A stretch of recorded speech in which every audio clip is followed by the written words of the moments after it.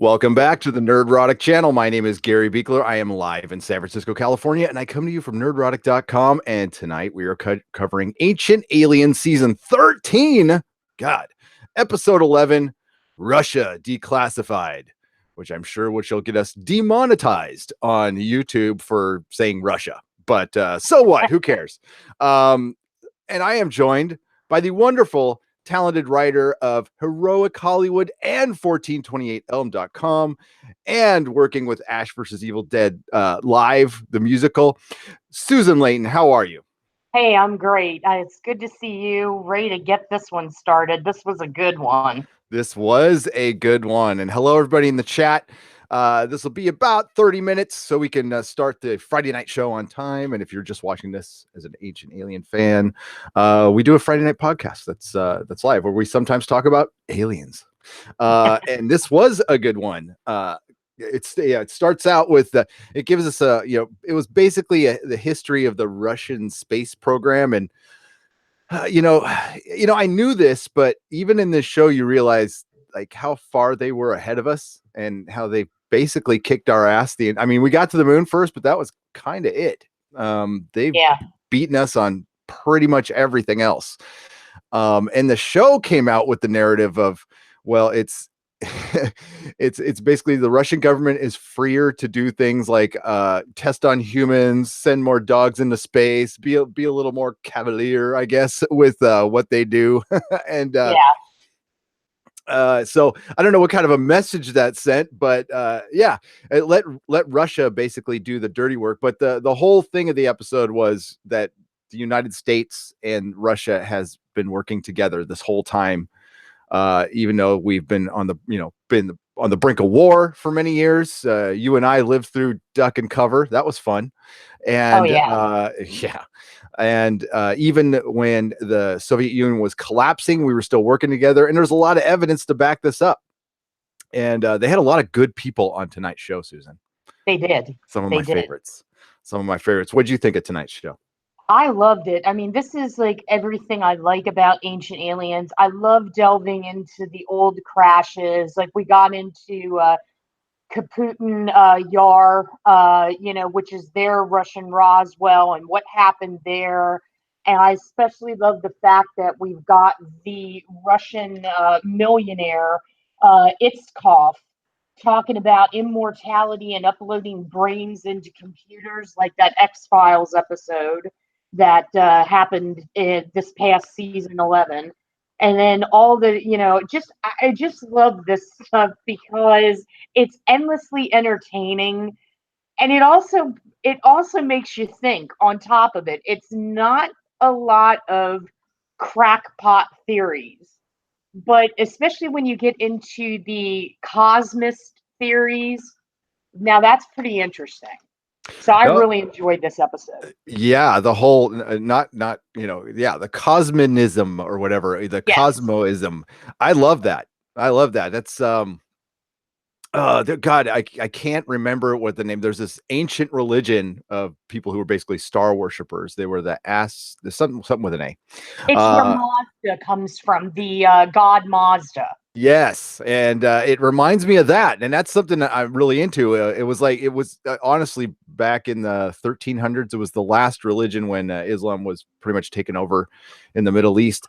That they let them kind of do their thing for the longest time before they finally stopped them. But that's a whole podcast for another day. But it reminded me of that, like basically, and it's attached a bit to the ancient aliens theory, which is when we go into space, we're going home.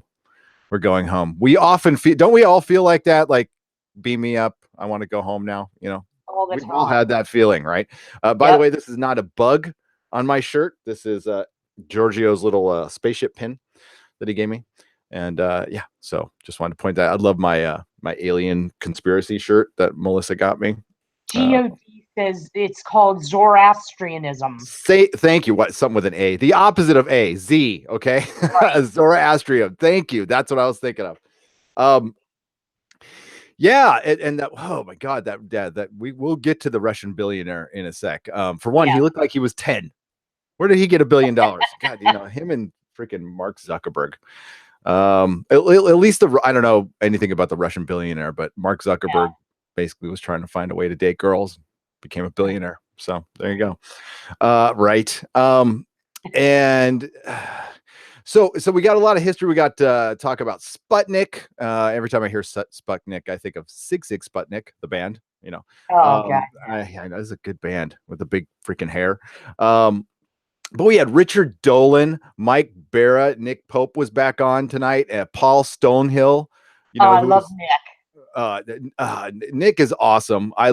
Mike Barra is a guy I got to chat with at Contact in the Desert, and is like one of the coolest dudes ever. Like he'll chat you up forever. So he's not all big time from his Ancient Aliens fame.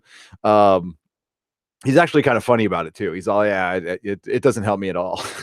he's all, I don't get girls or anything from this. Oh wow. I was like, I appreciate your honesty, dude. But Paul Stonehill is somebody I really love. For one, that's not his real name, but he's basically the Russian Giorgio. But this guy knows his shit. And I think he might even have some kind of connections to the Russian government. And if you've ever heard him on Coast to Coast or just anything on YouTube, the Russian stories with aliens and UFOs are much creepier than anything from the States, for one. I don't know if I quite believe the one they talked about earlier that was about a year away from a year after Roswell, where the Russian plane shot down a UFO. I don't know if I buy that one. I think I've heard it was a crash. I don't know. That might be just Russia saying, "Hey, we shot ours down." But there's still evidence of that crash out there. There's material in a oh god, what is it? It's a museum in Las Vegas that is basically the nuclear museum, and they supposedly have little bits of this Russian spaceship or crash that oh my god, I'm blanking on his name. The reporter who's always on Coast to Coast, George Knapp had he had donated to the museum, and supposedly some of that stuff is there now. I'm going to Vegas in a month. I'm going to actually verify this, but that's what I've heard.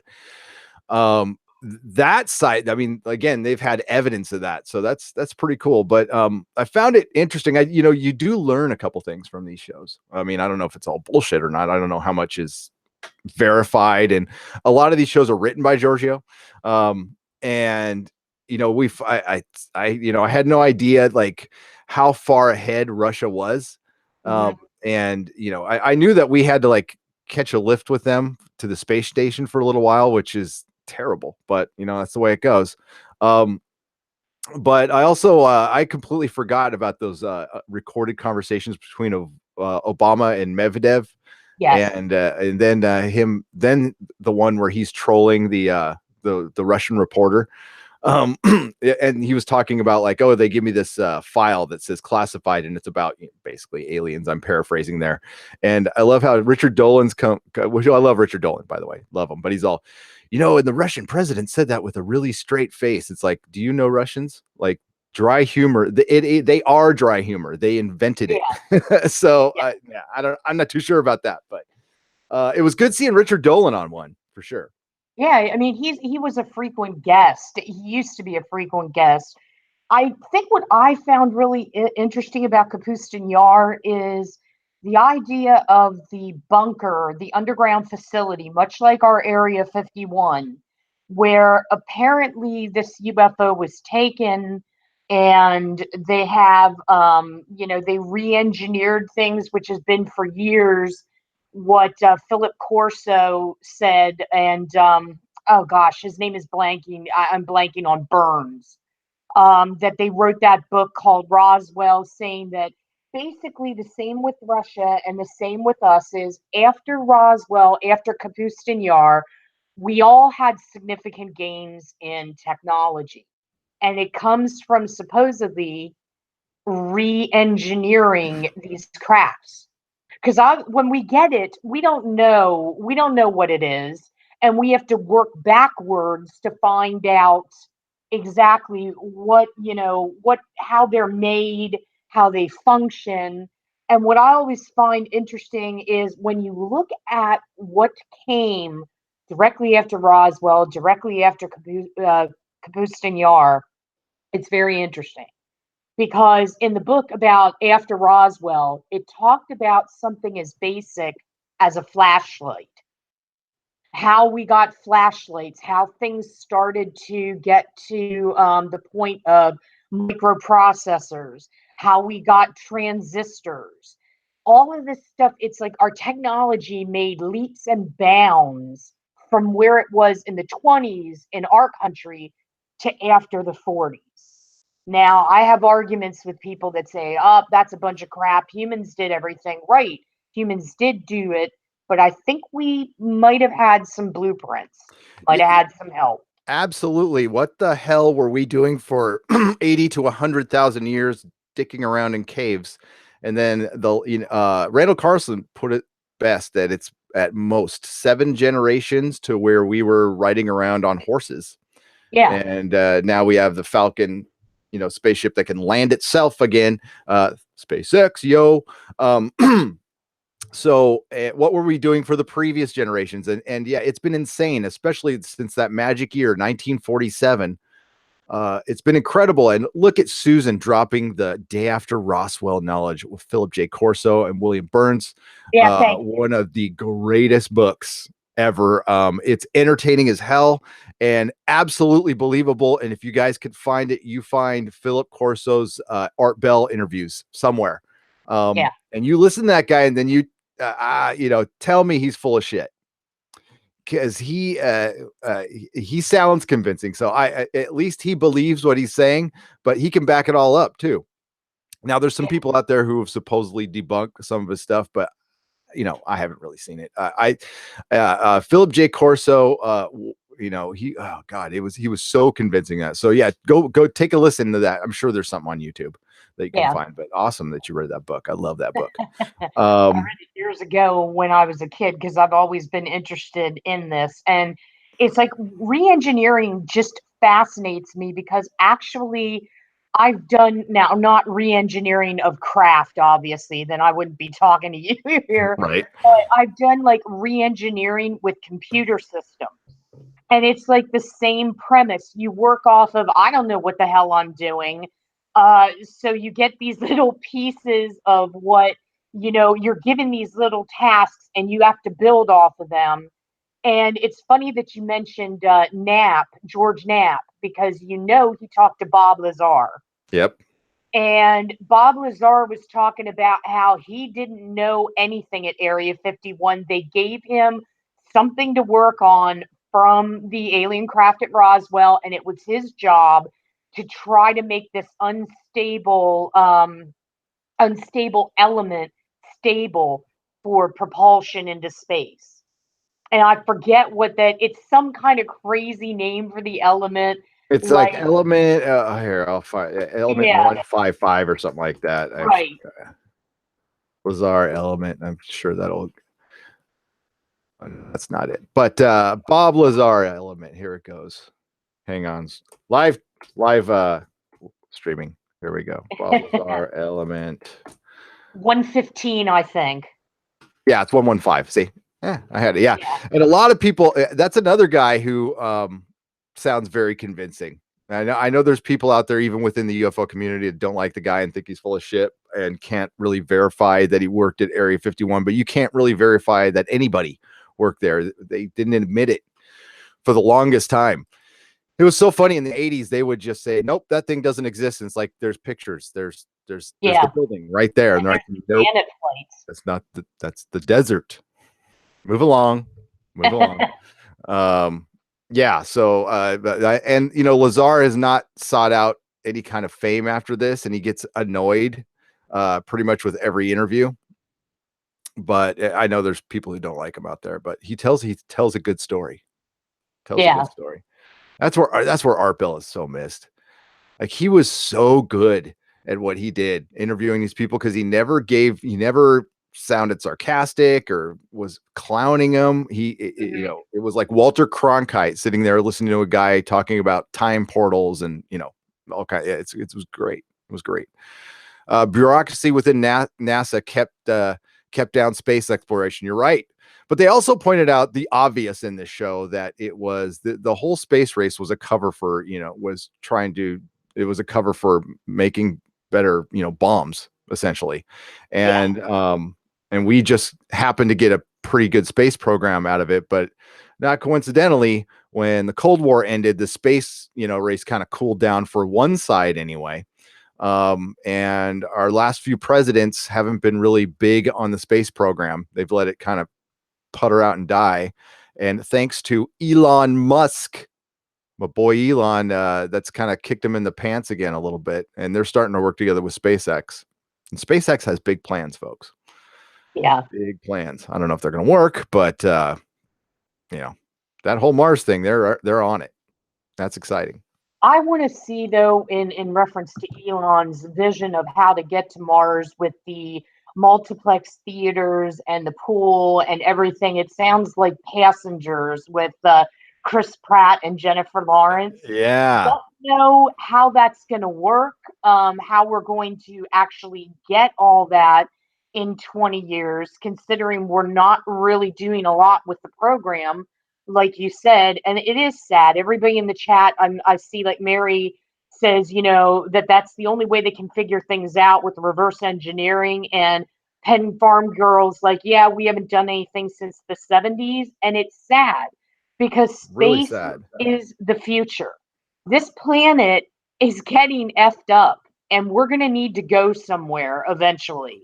And if we don't get on it now, when are we going to get on it? And I don't think Mars, I think we ought to concentrate on going to the moon again, getting that set up with a base so that we can then go to Mars. Yeah. Don't they're biting off more they can chew with that. And there's other places to check out. And I know in 2010 they said, stay away from Europa, but we should be going to Europa. We should be checking out some of those moons of Saturn and Jupiter that have like water spraying into space. That might be a place you want to check out. I'm just And the Graham Hancock thing, it does sound a bit paranoid, but it's not. It really isn't, about the possibility of asteroid strikes. They happen way more often. We're finding out that there were some major ones, maybe just as recently as 5,000 years ago. So this could happen again. And we need to be working on, dealing with that. Plus, asteroids have tons of money into them. And that's what I don't understand is like, that's why, if they could mine it, they would by now, but we're getting close because there's everything you would need in a single asteroid. If they start mining them now, lots of resources up there. So, it's too bad. But that's the problem with bureaucracy. I think both sides of the aisle could all agree there's too much goddamn bureaucracy when it comes to space. All right. There's risks. People are going to die, but it's necessary. We need to do that. We definitely need to do that. Now, you talked about the moon. We got to talk about a couple other things they spoke of. I want to get to the tower. This is Mike Barra did a 2-hour talk on this and at Contact in the Desert. It was brilliant. Whether you believe it or not, it's if anything, you can get great story ideas from this. I mean, Art Bell, if anything, is just a plethora of like elements for stories. If you want to be a writer or do genre, just listen to a couple Art Bell episodes and you will get a plot for the most amazing sci-fi or dark fantasy. So here's the tower on the moon from one of those 25 pictures from that first Russian probe. Very phallic looking. And this one, I'm like, there's a lot of fuzziness around there. I think that could be just a camera error because that thing's supposed to be 20 miles. Now, Barra showed a ton of pictures that there's some weird stuff up there. So there's either just like some weird rock formations, weird shadows, artifacts from imagery, but some of this imagery was really high def. So that one I'm not too sure about. I don't know about you, Susan. But I mean, I'm looking at it right now, and it almost looks like it could be some kind of, and it just reminds me of a solar flare, although we know it isn't. That one I'm kind of iffy on, but there are some things on the moon that do give you pause, especially on the dark side. Especially that one that looks like a dome like a glass dome that's been broken that Barra talked about tonight. Yeah. Yeah, that was that one was trippy looking. And there's other ones that you could see like glass structures like, oh man, we can again uh Barra had a ton of pictures of Mars where there's some. So here's Phobos. Here's the monolith on Phobos. Now this one is trippy. Like that one is, they said it's almost 300 feet tall. You can see the shadow right there. Yep. And Phobos is a bizarre moon. Anyway, it's pretty much a big old asteroid, but it looks like it's been damaged, and there's a lot of weird tracks on it and stuff from like who knows what. But that one, yeah, the monolith one I like just because Arthur C. Clarke. But yeah, no, there's a bunch of trippy pictures. We could do a whole podcast on that. We should definitely do like a conspiracy alien weird woo woo. We can call it the woo woo show. I don't care. We need to do that. Let's get to the chat here for our last 10 minutes. So, but it was a great episode. They basically went over every Russian story. Sometimes they do make some rather large leaps, but this one, they had the legit guys on it, and that's what helps. Like Stonehill is legit, and Richard Dolan, I don't know if he's just like a very convincing person. So I that's why I like him. And they also had that I have a problem pronouncing his name, Silovsky, who was the Russia guy who basically developed rocket science, or the beginnings of it. Was interesting because was he believed he was descended from aliens. He was just a normal school teacher. He didn't have a background like he went to Harvard or their equivalent over in Moscow at that time. He was simple. He was intelligent, but he claims he received telepathic messages. And this is where he got his info on how to send objects into space that we still use today.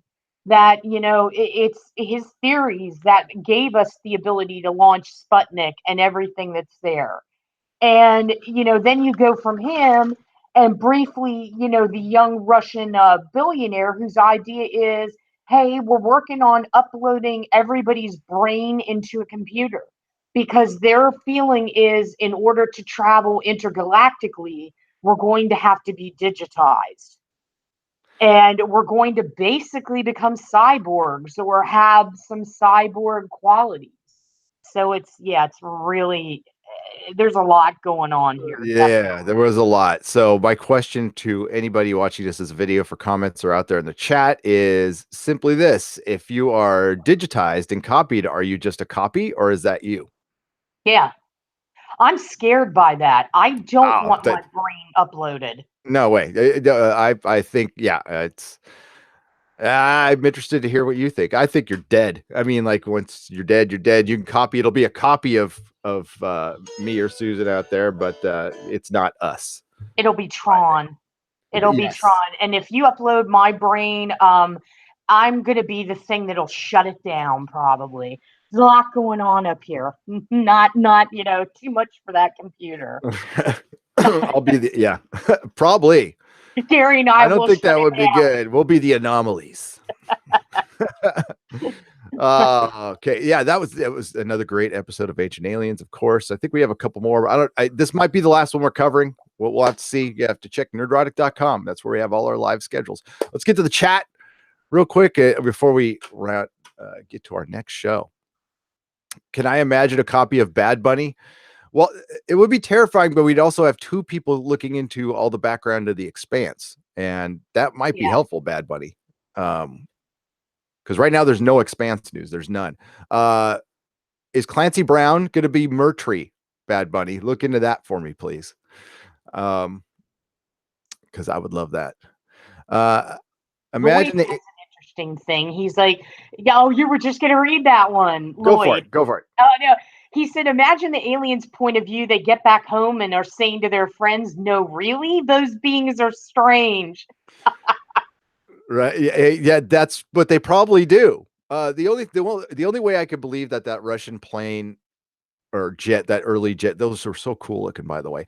Um, Shot down a UFO is maybe they are that far that they're just like basically super Star Trek. They're just explorers in science and completely peaceful, and haven't seen war for so long that they wouldn't think to like bring weapons or a shield down. They did. And they They got hit. shot down the plane. They shot down the plane, but the plane shot down them too, which is amazing. Maybe they got caught off guard. Who knows? With the Roswell crash, we were testing microwave radar in a storm. So they said that's what got the spaceship on that one. But Russia When straight you up shot think it down. about it, and this is kind of comedic, the way these aliens get to our planet is they're like the world's worst drivers. It's like they all crash here. And the one thing where I almost lost it tonight, I was like, no, please God, Klaatu, Barada, Nikto, no. When they talked about the coming down in Russia with the school kids and 30 witnesses, and one was a 9 foot tall robotic looking humanoid, and the other was a short one. I'm like, it's Michael Renning. Somebody saw The Day the Earth Stood Still. And Exactly. yeah. Yes, exactly. I think it's like it's a lot like probably I think the universe is a lot like Hitchhiker's Guide to the Galaxy. I think it's a bit wacky. I think there is economies, there is good spaceships, there's bad spaceships, and maybe we get visited by idiots sometimes who crash. I mean, I think that's it. I think there's like governments that and awesome, brilliant civilizations that are, that can, just blip here whenever they want, and then there's some guy who's like, let's build a hot rod and go to Earth. Yeah. Those are my relatives, probably. Right? Oh my God. So, been watching The Expanse. I just think we need an Epstein drive. Yes. Poor Epstein. He's still flying out there. You could still see him with a strong enough telescope. Uh, Wow. the sun shines on both sides of the moon, says Bad Bunny. Yes, and yeah, never mind. There's a bad joke there. I will not do. Just use your imagination. One is all of the cosmonauts. If I knew how I could take a picture and send them out, only know how to text pics, says Slurmy Scott. They didn't talk about what's her name now? The Russian cosmonaut, the starts with the P. Yeah, I can't think of her name. They talked about her briefly. Briefly, she's awesome. And yeah, I completely forgot her name now. But yeah, they didn't talk about her enough. I thought they'd talk about her a lot more. Yeah. But she's the one who was up there to verify that, like, the stuff that they found on the moon when the Russians took those 25 pictures, which Paul Stonehill pointed out that they're still classified in Russia to this day, but we can see them everywhere. But they also insinuated there's a bit of space, for lack of a better term, rendition going on. So our whole partnership with Russia is so they can do all the dirty work, right? And maybe that's been the point of contention between that and a lot of other things between Russia and America right now, because sometimes we get a little judgmental on them, and they're like, we're just doing some of the shit you did, so I don't know. Yeah. But yeah, like, and if that works, that works. If we get, I don't care how we get to space, and honestly, I don't care what country comes up with it first, as long as we get out there. I'm beyond, it'd be cool if it was SpaceX or us, but if it's not, at least at least there's a space program happening. But if it's in the hands of, as they put it, oligarchs, Yeah. I don't know. I just think it's sad. When I was a kid, and when I thought about the era that we are now, the 2000s, I assumed we'd have jetpacks, flying cars. Things would be a lot more advanced. I was sure by now we'd have like the Enterprise or some facsimile of it. And when we had the first space shuttles in the late 70s, which we did have the Enterprise then, but she never flew, the way the others did. That was exciting. To me, we should be so much farther along in our development. Because by now I feel like we should have been 2010. We should have been at Europa, but here we are. You're absolutely right. But as I was having this very conversation with my friend Derek Robertson about a year ago, and he just lifted up his phone. He's all, "Here's your flying car, right here. Here's what fucked up the flying car. Here's what fucked up a lot of stuff." But if we would have seen this even 25 years ago, we would have been blown away. We'd have been all, Right. "Oh my god, I could watch movies on on a plane." It's like that's all they got. Forget flying car. Honestly, could you imagine the way people drive No, flying I cars? don't It's want probably that. a really good idea. We're gonna get it someday. Yeah. But yeah, I would settle for a maglev train. Well, isn't Elon working on that? He's He the guy is. that has the idea. I don't know what stops us. I mean, freaking Japan has the bullet. I know it's expensive to make bullet trains, but over here, I feel like we're Little House on the Prairie, and Japan, has all these things going on. It's just, yeah, I can't wait. I want Elon to develop that He is. It's bureaucracy. It's that answer that's again. killing everything. Real quick story. Great example is a bridge, just a little overpass bridge, burned down over in Oakland about 10 years ago. And the state came and they were going to take care of it. And they're like, yeah, it's going to take about 2 years. It's going to be about $1 bazillion, whatever. And they're like, no, this is a really important off ramp. So this is the one time the state's all okay. We're going to actually put this up to bid. And we're not going to do lowest. We're going to do highest to get it done faster because it's like an artery into Oakland.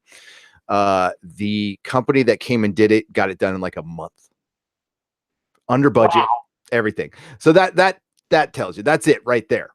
And it's probably safer. And don't even get me started on the new Bay Bridge. That's been a mess. And they might have to redo within the next 20 years. So yeah, that's what's killing it. I mean, we Unfortunately, can't that's get what's our killing it. infrastructure straight over here. So, how do we expect to get the maglev trains? And Richard Frost says that China already has one, Japan's working on one. I mean, we can't even keep our bridges from collapsing over here. Nope. So, I mean, I guess I'm dreaming. If we should have had a train from San Francisco to LA like years ago, and now they're Yeah. doing one. And it turns out it's not going to be a high-speed train. It's going to be a high-speed train for a time, and then it slows down around Fresno, and then turns into like pretty much a regular train. So, and it's costing a country's economy. So, yeah, it's bad. Right, but maybe the aliens just need to come back and build us a few bridges. That'd be nice. If they would come back and replicate some shit for us, that'd be awesome. Needy humans. We are needy humans. Okay, so we're gonna get off to the 8 p.m. show. Thank you all for joining us for Ancient Aliens. Even though we went a little sideways with the conversation, that's what we do here at the Nerdrotic channel. We kind of go with the flow. And everybody in the chat, thank you very much. I'm sure we'll all see you at the 8 o'clock show. If you're watching this as a video, again, check out Friday night, 8 p.m. Is my favorite show to do. We got Dennis, we got Susan, and we talk about all the pop culture news. And surprise, surprise, we're going to have a guest Friday. He's a regular. Y'all know him. He's an overlord. And he'll be joining us, and it's going to be a casual one tonight. We're just we're going to try to steer the news to some good stuff. I mean, there is some bad stuff, but we'll laugh at it. So, and there it is. There's my timer. So, Susan, any final words? Nope. Just thanks for joining us, everybody. It was a great show, great time. I love doing this with Susan. I love that we're actually getting like some people are watching these. So that's great. That's awesome. So we're going to continue doing them in the future. And thank you all again. Thank you all to the wonderful patrons. Thanks to everybody who's in the chat. Please go to nerdrotic.com. Susan's Twitter is at Susan on the Ledge. She writes for 1428elm.com and Heroic Hollywood. Please check out everything she does and share it. And TV Series Hub, too. And TV Series Hub. Nice. She is so busy. And yes, hail Doomcock. We'll see you all in a little bit.